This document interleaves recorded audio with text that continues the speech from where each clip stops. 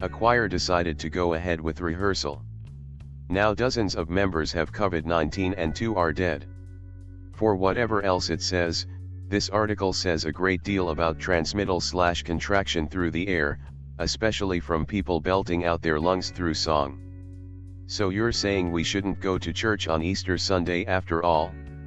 Depends on whose resurrection you'd like to honor. My vote is for Erik Estrada. Years ago, Erik Estrada sang the 7th inning stretch at Wrigley Field and did an interview in the bottom of the 7th.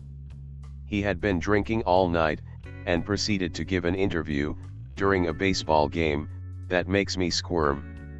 Afterwards, the play-by-play broadcaster, Len Kasper said, "I have a feeling people are going to be asking us about that interview for years. They were so uncomfortable. I'm surprised that I haven't heard anybody mention it since then." But Skagit County hadn't reported any cases, schools and business remained open, and prohibitions on large gatherings had yet to be announced. People also needed leadership. Disease is aerosolized, better go sing with a bunch of other people in a closed room. Back at the time this happened, March 10, the WHO and public health officials had strongly downplayed the risk of aerosol transmission.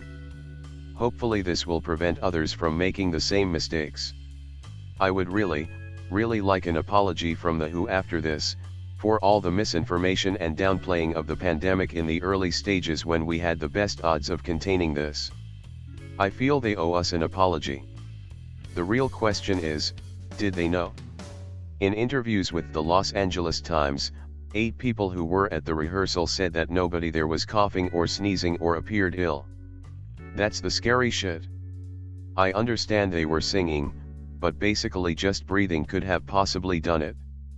Just being in the same room with someone. This is what makes this virus so fucking wild. You catch it, you don't get symptoms, and then you transmit it, all without knowing it. And it's so easy to catch. You breathe on something and then the virus lives on that object for hours to days.